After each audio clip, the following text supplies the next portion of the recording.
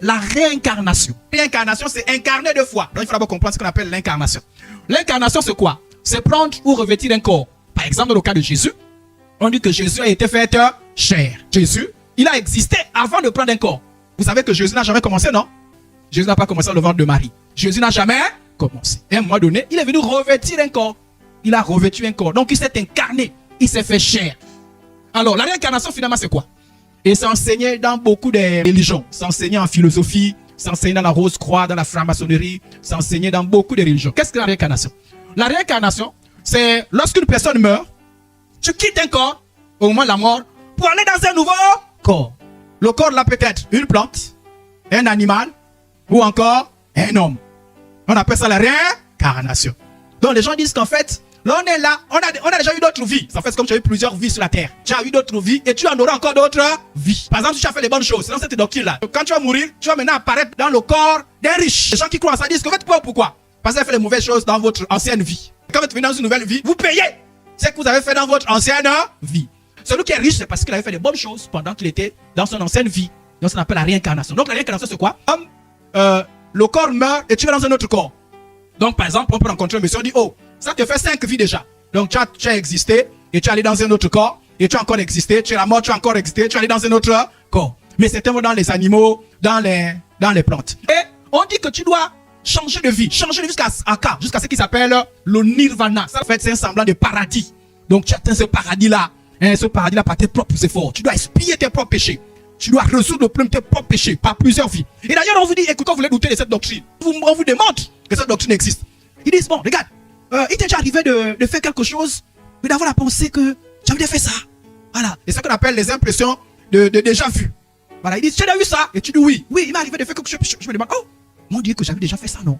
Ils disent, quand tu as ça, c'est la preuve de ton ancienne vie. En fait, tu avais fait ça dans ton ancienne vie. Et quand tu fais ça, tu te souviens que dans ton ancienne vie. Non, ce n'est pas vrai. Les impressions de déjà vu ne parlent pas de l'ancienne vie. En fait, c'est un trouble. C'est un trouble dans la tête.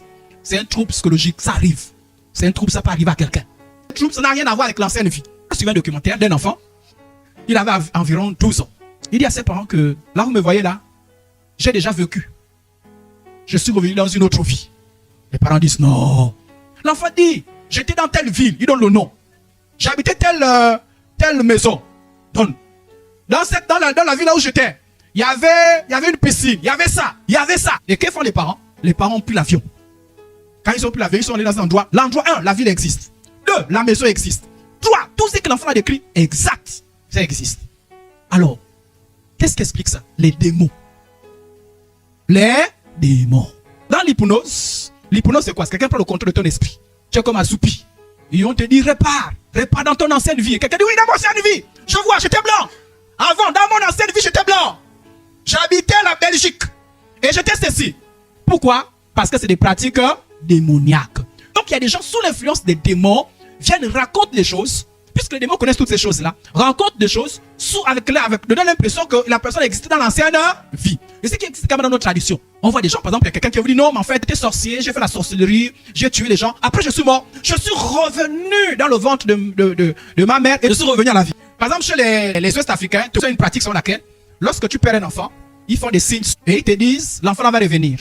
Donc, qu'est-ce qui se passe? Tu accouches et l'enfant vient avec les signes que tu as fait. On dit non, c'est l'enfant qui est revenu. Ce sont les démons. Ce sont les démons. Quand vous croyez en ces choses-là, les démons vous aident à croire. Donc, quand vous vous livrez aux démons, les démons viennent mettre les signes. Les démons sont capables de beaucoup de choses. Et vous croyez que c'est la personne qui est morte qui est revenue. Il y en a d'autres qui vont encore plus loin. Ils disent non, écoutez, vous voulez douter pourquoi? Même quand tu ne lis pas la réincarnation. Ah oui, ils vont dans la Bible. Donc, si tu ne connais pas la Bible, tu vas être troublé. Tu dis, oh, mais c'est vrai. Alors, ils vous disent quoi?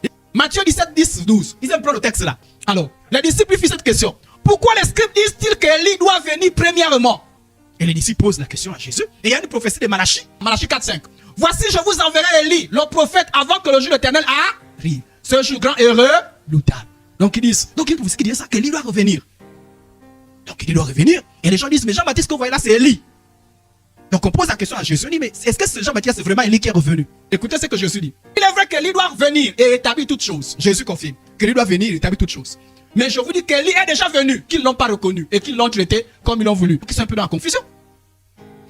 Alors, Et je vous donne encore des précisions, on le retrouve dans le texte de Luc 1, 17. Il marchera devant Dieu, celui qui doit venir au nom d'Élie, c'est-à-dire comme un Élie, avec l'esprit et la puissance d'Élie. En fait, lorsqu'on parle du retour d'Élie, ce que le prophète annonçait, c'est quelqu'un d'autre viendra, avec la même onction que Élie. Alléluia.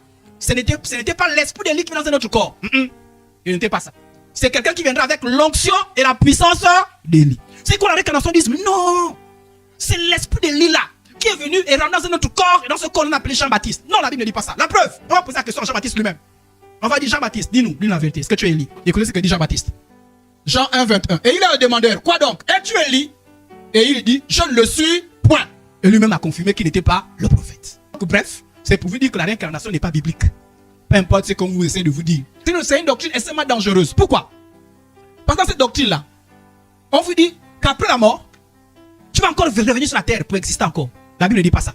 La Bible dit, après la mort, vient quoi? Est-ce qu'on a dit que après la mort, tu reviens encore sur la terre? Quand les gens croient en ça, les gens disent, mais donc, j'ai plusieurs vies. Donc, dans cette vie-là, je n'accepte pas Jésus. Je peux faire ce que je veux. Dans l'ancienne, dans l'autre vie, je vais accepter Jésus.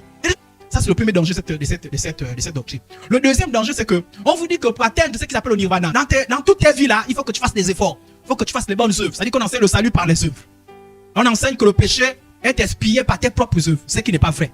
Le péché est expié par le sang de Jésus. Sans effusion de sang, il n'y a pas de pardon de péché. Donc si quelqu'un vient vous dire, comme cette femme-là qui a menti beaucoup des chrétiens ignorants, il leur a dit que moi, me voilà, j'étais une grande sorcière. Je suis mort, je suis revenu. Et c'est dans ma deuxième vie là que j'ai accepté Jésus. Ah! Et vous croyez ça? Amen, Jésus est fort. Oh, il y a un truc qui cloche. Si vous croyez à ça, vous croyez à la réincarnation. La réincarnation n'existe pas. Et il y en a beaucoup de gens comme ça qui viennent et disent, oui, en fait, ils sont nés 2 fois. Ils sont d'abord nés, après ils sont morts, et puis ils sont venus sur la terre. Ça n'existe pas. Tu meurs, après quoi vient le jugement. Il n'y a pas une seconde vie. Il n'y a pas 2 vies, il n'y a pas 3 vies. La Bible enseigne plutôt quoi? La Bible enseigne la résurrection du mort.